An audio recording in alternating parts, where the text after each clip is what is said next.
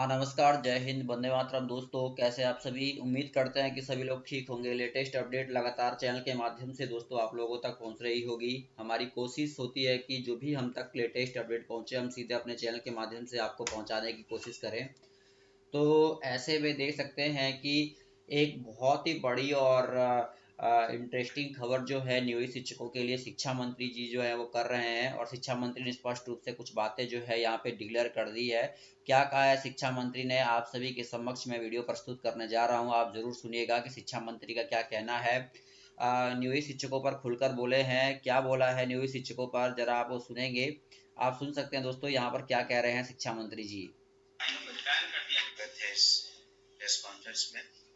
Schedule होता है, बीच बीच में कुछ लोगों ने गड़बड़ियां की थी, बाहर के लोगों ने, तो जिस पर संज्ञान पीपीएससी ने लिया, उन पर एफआईआर भी हुआ, गिरफ्तारियां भी हुई।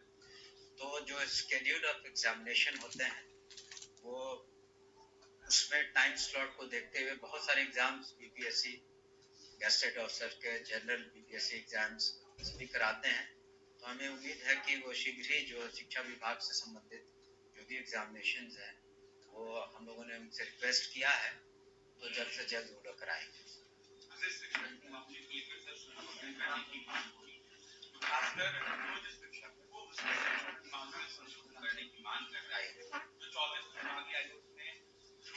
देखिए, जो भी हम लोगों ने जो भी नियमावली बनाई है विशिष्ट शिक्षकों की, और अगर उसमें कहीं भी आवश्यकता पड़ती है तो उसका हम लोग अध्ययन करें। अगर जरूरत हुई, जो भी मिलते हैं हमसे या अपने पिटिशन देते हैं या उनका संघ पिटिशन देता है, तो उस पर हम लोग गौर जरूर करते हैं। लेकिन साथ साथ आप ये भी देखेंगे कि विशिष्ट शिक्षक जो है करीब करीब 2,50,000 से ऊपर क्वालिफाई कर चुके हैं। अब बहुत कम रह गए हैं, कुछ हजार में जो पुनः उनको मौका मिलेगा। लेकिन 2,50,000 से ज्यादा तो संख्या हो चुकी है। तो उसमें कुछ लोगों की अपनी कुछ सोच होगी, या जो भी पिटीशन दिया है उसको हम लोग निश्चित रूप से गौर कर रहे हैं, और जो नियम संगत और विधि संगत होगा वो हम लोग नहीं, वही मैंने कहा ना कि ये 3, 4, 5 जो भी है, जो जितने 5 बार जो देने थे चांसेस, वो 5 बार चांसेस हो जाने दीजिए। और उसमें हम लोगों ने अभी तक सुचारू रूप से सभी परीक्षाएं करवाई हैं, आगे भी होंगी। और जो विशिष्ट शिक्षक होंगे, आप जानते हैं कि पिछली बार 1,14,000 से ज्यादा नियुक्ति पत्र हमने दिए, और कुछ जिलों में एमएलसी के चुनाव चल रहे थे तो वहां भी दे दिए गए बाद में 1,40,000 ज्यादा।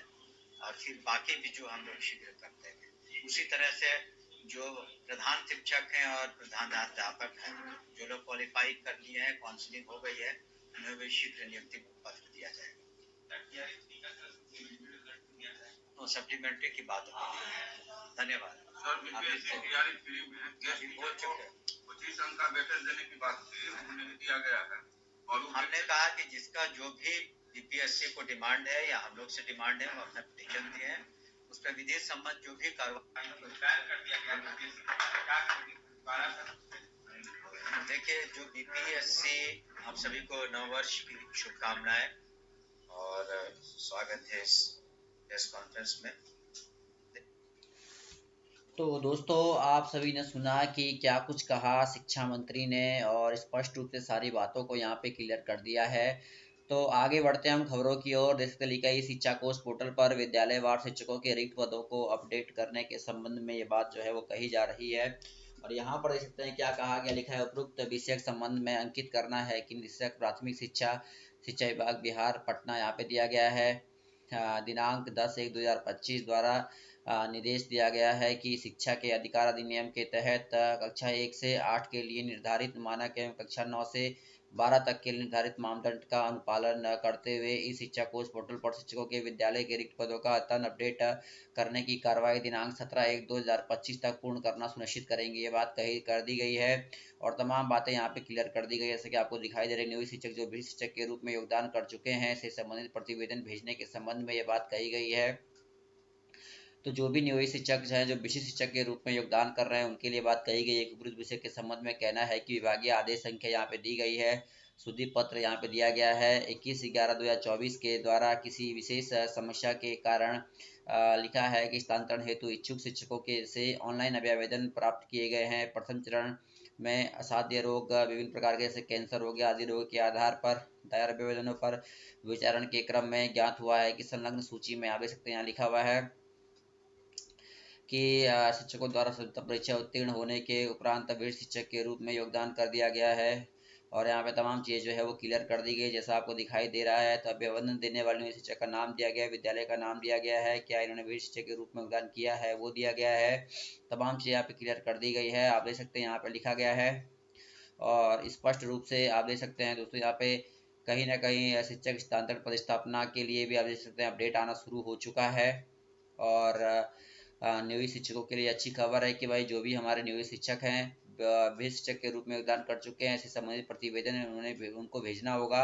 और ये पत्र जो है इस तरीके से प्रारूप बनाया गया है। और इस प्रकार से आपने ये भी सुन लिया कि हमारे शिक्षा मंत्री ने क्या कुछ बातें कही है।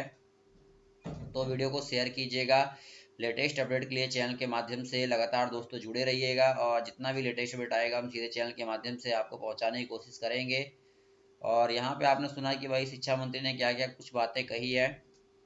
तो शिक्षा मंत्री ने कहीं ना कहीं स्पष्ट रूप से विशिष्ट शिक्षकों पर सारी बातें कही है। विशिष्ट शिक्षकों पर कहा है कि जो भी हमारे विशिष्ट शिक्षक हैं उनके नियमावली में क्या कुछ संशोधन होगा और आगे किस प्रकार से रणनीतियां अपनाई जाएंगी, तमाम बातें जो है वो उन्होंने यहाँ पे स्पष्ट कर दी हैं।